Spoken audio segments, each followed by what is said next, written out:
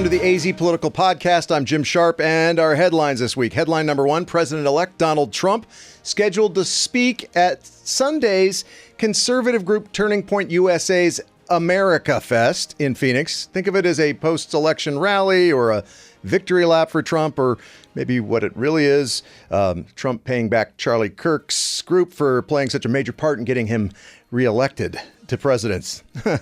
Headline number two, proving that bipartisanship is not dead in this lame duck Congress. A bill from 4 Arizona U.S. lawmakers is now on President Biden's desk awaiting his signature. It would allow development, are you ready for this? Pumped storage hydropower facilities along the Salt River near Roosevelt Dam, and during low demand times, surplus energy would be used to pump water to a reservoir where it could be stored for use, generating power later on, coming back downhill.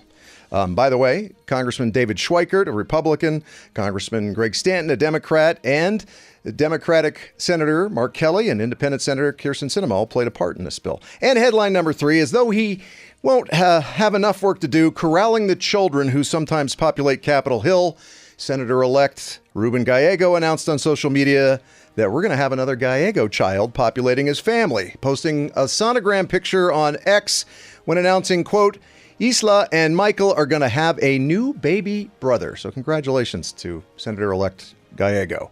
Which brings me to my guest on this week's AZ Political Podcast, the woman who will be populating the congressional seat that Ruben Gallego is vacating, Congresswoman-elect Yassamin Ansari. Good morning. Happy to be here. Thank you so much for having me on. Yeah, thanks for agreeing to do this. I've been looking forward to this for a while. So before winning her election to the House of Representatives in Arizona's 3rd Congressional District, Yassamin Ansari served on the Phoenix City Council from 2021 to 24, where she had the distinction of being the youngest person ever elected to the Phoenix City Council, winning her runoff race just days before her 29th birthday. But she was busy rubbing elbows with world leaders before that. After graduating Chaparral High School here in the Valley, she attended Stanford University, where she interned for then Speaker of the House Nancy Pelosi. After getting her degree in international relations, she served as a senior policy advisor to 2 United Nations Secretaries General.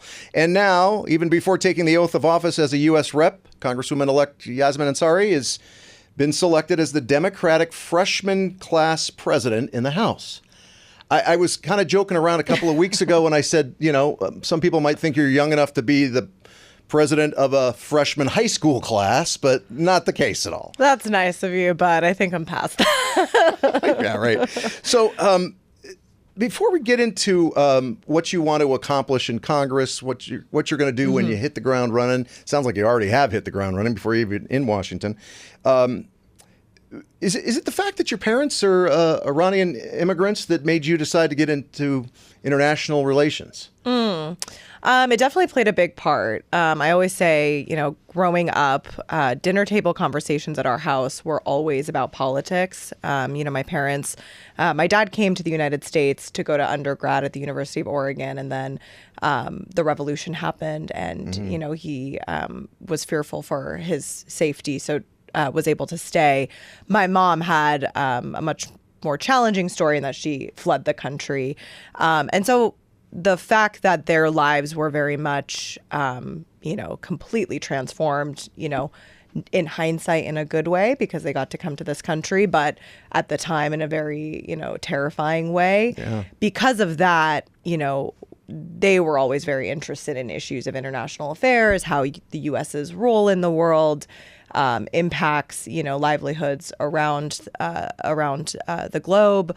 So, yeah, I always kind of joke with them that it was inevitable that I would be wanting to get involved in some capacity, because that's all we did not talk too much about sports or celebrities or, whatever, but we talked about what was happening in current affairs globally. Yeah.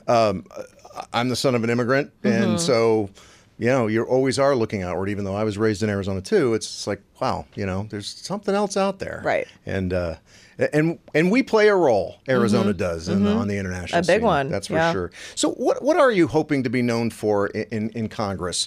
You're representing a district that before Ruben Gallego was represented by a guy who was known for crossing the aisle. He got along with Republicans and Democrats and independents. Ed Pastor, classic Arizona congressman. What are you hoping to be known for when your time in Congress is done? Not that it's just now getting started, of course, but you know.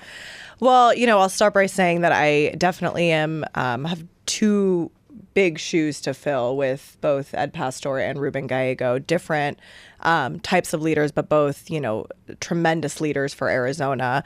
And, I think obviously I'm coming in a very different time than both of them, particular Congressman Pastor. This is a different time than any other time in history. I feel like sometimes we're in an episode of the Black Mirror. But, I obviously represent a blue district in, purple Arizona, and a district that is majority Latino, but also just diverse in general, socioeconomically very diverse. There are more than 64 languages spoken in this district. Wow. So we spanning from downtown Phoenix, Maryvale, South Phoenix, a little bit of Glendale and Guadalupe. So I feel an immense amount of responsibility to make sure that these voices are represented on the national stage. When I was on the city council, I worked on a variety of issues, but I would say I was probably most known for my work on climate policy and how that intersects with public health, how that intersects with transportation and infrastructure, how that intersects with housing policy. And I would like to continue this work. I think when I, talk to residents in my district, no matter what corner, families are most concerned with the rising cost of living, and in particular housing. And, and also with many immigrant families fearful of what is to come with the Trump administration. So I see the role now in an era where it's going to be Democrats are in the minority, that I, need to do everything I can to deliver for this district on the issues that are most vital, but also to stand up to the Trump administration and make sure we're holding the administration accountable when it comes to immigration, doing whatever we can to protect families. You organized with the Arizona Democratic Party when you were in high school. Yes. To help get Barack Obama elected to office, who in some corners of the Democratic Party became known as the deporter-in-chief. His administration deported a lot of people, but mostly focused on criminals, people who had committed crimes either here in the United States or had committed crimes in their home country before they came to the United States and were living in the United States illegally. Are you okay with that kind of deportation? I mean, if the Trump administration doesn't get their wish for mass deportations, it's probably going to end up being that group of people who have committed a crime in the United States and are not even supposed to be in the United States in the first place. I think Democrats and Republicans agree that, first of all, we need border security. That is unquestionable. We do need border security. And we have seen significant changes since President Biden's executive order in terms of the number of folks crossing the border. Right. So, of course, I don't think there's anyone who would say that a criminal, anyone who's committed a crime in the United States should be, allowed to stay here. Nobody is advocating for that. What Trump and his allies and folks like Tom Homan, who he wants, wants to be the border czar, those folks have gone completely to the extreme on the right, saying that they've even, Trump in a recent interview raised questions around birthright citizenship, which is actually a fundamental, uniquely American policy that we, at least I have always believed we've prided ourselves on. It makes us unique around the world. You are a citizen of the United States thanks to the birthright citizenship that's in the 14th Amendment. You are you were born to two people from another country. Correct. Yeah. My mom happened to be, she was born in this country as well, because my grandfather had done a medical residency here. But I see. Okay. All right. These are technicalities. Right. But the terms mean different things to different people. But the point is that I think on immigration in general, we need to come back to the center on both sides, where we say, of course, we need a secure border. We also need more pathways to legal immigration. We also need to be attracting the best and brightest to the United States for industries like technology and science and engineering. And look at our construction industry here in Arizona. We are thriving in so many ways. Phoenix is the 5th largest and fastest growing city in the country. We have TSMC coming to Arizona, completely booming semiconductor and chip industry. And immigrants make up the vast majority of the construction industry. I mean, that's just a fact. So Absolutely. I think some of the strongest arguments around legal immigration and immigration in general and being pro-immigration is our economic arguments. There's a lot of nuance that's involved in immigration and the border. In fact, some people would think it's nuance to separate the border from immigration, but I mean, they are intertwined, but in many ways, they're two different things. Do you have hope that we are going to find that sweet spot, the center, ever again? It doesn't seem like it to me. It's challenging because we live in a time where, again, one, there's just generally a lot of anxiety and fear and economic insecurity. I think we're seeing significant clashes, not just between the right and the left, but economically from the top and the bottom. People are feeling uneasy, not able to pay their bills. This feeling of the American dream feels the pursuit of the American dream feels very out of reach. And so I think we need just more focus on the economy and more focus on making life easier for people. And I do think that elected officials and those with any sort of platform play an enormous role in centering the conversation and leading with respect and compassion. I can say, as an elected, and I'm just now entering Congress, so we'll see what that's like. But the reality is people are benefiting from these viral moments. And so the more extreme you are, the crazier thing that you say, you can raise more money. I mean, look at what's happening.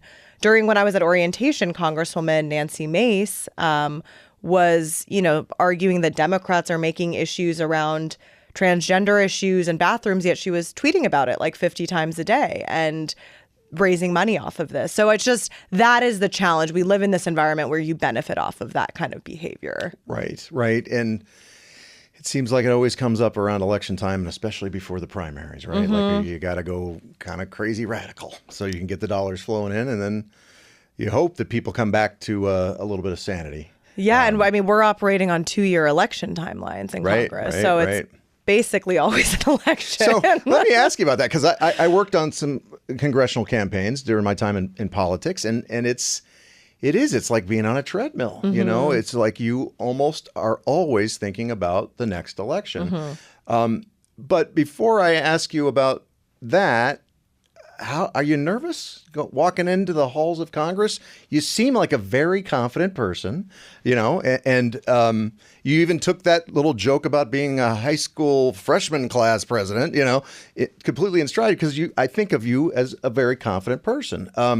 But do you have a little bit inside of you, like the feeling I have every time I crack the mic on the radio and thousands of people listen? I'm like, I'm a little bit nervous. Of course. I think it's a mix of feeling excited, nervous, a little overwhelmed. I haven't stopped working since Election Day. After November 5th, a few days later, we went to D.C. for new member orientation with the incoming Democratic and Republican freshman members of Congress. We had about 2 weeks of full-blown 8 a.m. to 9 p.m., sessions on everything from how to get a law passed to cybersecurity issues and how to protect yourself from getting hacked, to hiring. And, I'm building up my team right now. And that is giving me a lot of hope and a lot of reason to be excited. We put out our website and platform for folks to apply. We got over 1,000 applications to work in both our DC and Phoenix offices. Wow. So a lot of really talented, smart people, a lot of folks from the district. We set some parameters around we will not be paying under $55,000 per year, want to be on the upper, half of salaries when it comes to Congress. So we're building a great, great team that I feel is really reflective of the district, really, with some great policy expertise as well. So that really is something that I'm excited about. But yeah, I mean, it's going to be, a lot to learn. I'm going to be the youngest woman in the next Congress. So there's definitely generational challenges as well. But also, I'm excited to learn from members who have been in Congress for longer periods of time, members in my own class who, have been in the public sphere or not, and bring a lot to the table. Can I suggest picking up the phone and calling Congressman Schweikert? He can school you on how to not be intimidated by the Senate. Because it was so funny. I was with him one time doing a behind-the-scenes, lights-out tour of the Capitol, and he's like, and then over there's the senators, And he's just like, they all think that they're that and a bag of chips, and he's like, I don't put up with any of that looking down their nose at us kind of stuff. So there's a little friendly competition between the House and the Senate, it seems. I got a glimpse of it at orientation. Oh, did you? But the Senate always thinks they won whatever that competition was. Right. Constantly. Of course. I did want to ask a little bit about your heritage too. I mentioned that at the very beginning. What would you like to see happen in Iran? I feel like Iran's ripe for another revolution. I think the people there are just desperate for freedom. But I also wanted to ask, what kind of an Iranian-American community is there in Arizona? There's a growing diaspora community here in Arizona, mostly in the suburbs, not super concentrated in Phoenix. I think the story of Iran is quite tragic. Prior to the revolution in 1979, there was, a government, a monarchy that, while not a full democracy, allotted much more freedoms to its citizens, especially when it comes to women's rights. Their stance in terms of their posture towards the West, they're very pro-West. And I will say, while I have been born and raised in this country, what I know from Iranian people is that they are largely pro-West as well. There's a big distinction between what I refer to as, I never say Iran when I'm talking about the country because I say it's like the Islam. If you're talking about the government, it's the Islamic Republic regime. Right. And they have they're holding the country hostage, and they have for more than 45 years now. A couple of years ago, we saw the Women Life Freedom Movement, which was the largest protest movement in Iran since the Green movement, which was around 2009. You saw women and people from different minority communities taking to the streets, protesting in a way that they had not before following the brutal murder of a woman named Mahsa Amini. Yeah. It was awful. And people felt real hope. I mean, both in Iran and around the world, I think it was the first time in a long time where there was real hope that the regime could be toppled. Of course, a regime like that does not go down easy. They imprisoned 18,000 some people, killed quite a few people. Still, there's trials, sham trials underway. So I truly hope in my lifetime that this regime will change. I do think it has to come from within, which is very, very difficult. But it becomes very challenging, I think, in the Middle East when, these are many countries that have consistently seen foreign intervention. And it's important that the people in Iran are really part of changing their government for the better. But that's what most Iranians want, both inside the country and outside.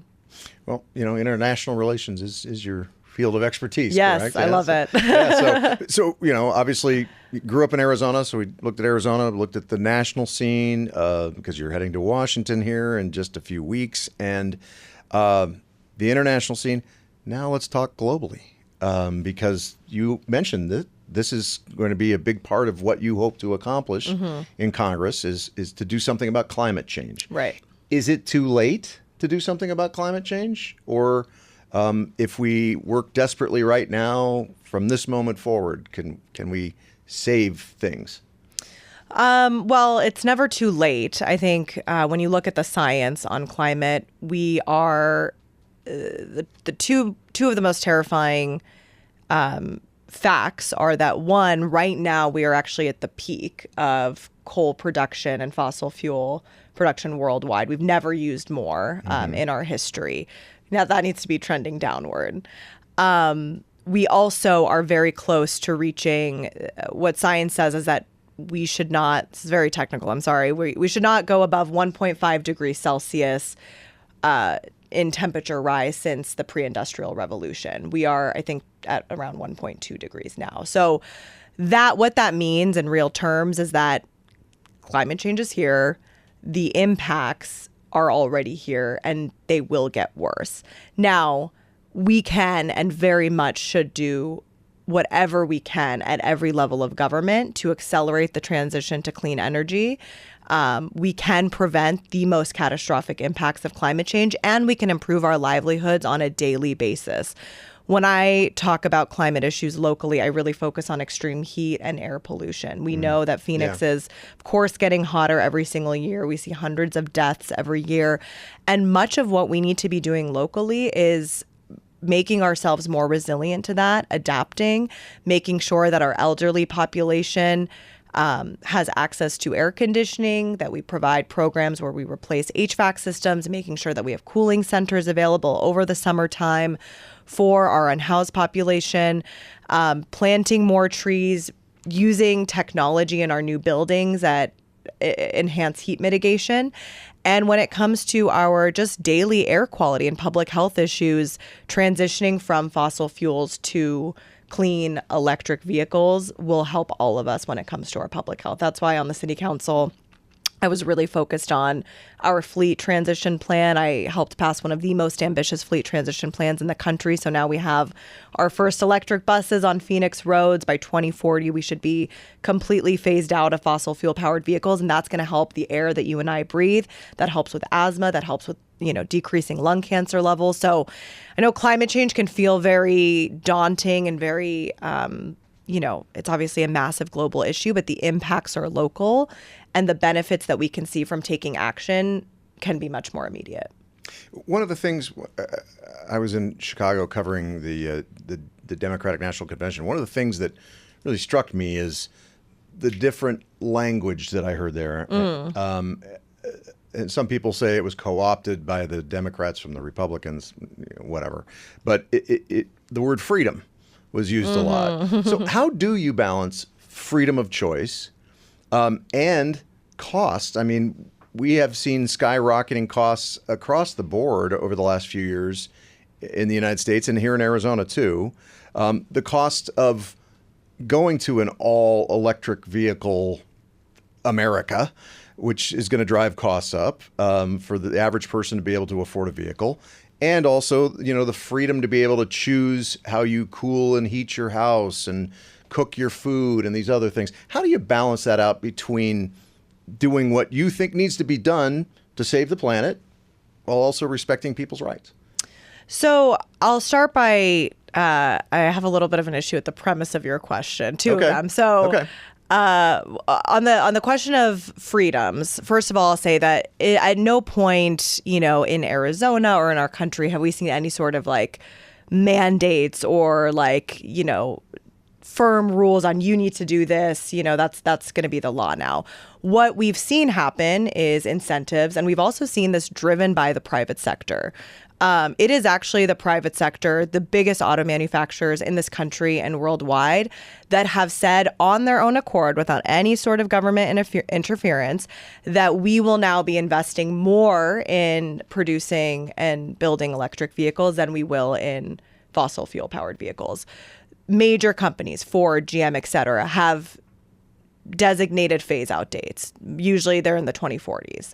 So this is not a government thing. This is the private sector doing this and wanting to lead the way. And by the way, I don't ever mean to conflate you with, say, my older brother who thinks that everybody should be forced to drive an electric car and, all these other things. So my apologies, because I would never want to be conflated with my older brother. So, I just think it's an interesting point because, the United States, have always been at the forefront of innovation and the forefront of science and technology. I think that's really important. And I don't think we should be falling behind to China on this front or other Southeast Asian countries. So I think I'm really grateful that our American car manufacturers have taken the lead in this regard. Second, when it comes to cost, there's actually significant cost savings from EVs. That's one of the arguments. And when I passed our transportation electrification plan, I was able to convince my Republican colleagues on the city council to vote for it. So it was actually passed on a bipartisan basis because it is just a fact that because EVs require there's no fuel cost and the maintenance tends to be much easier, in the long term, you're actually going to save money.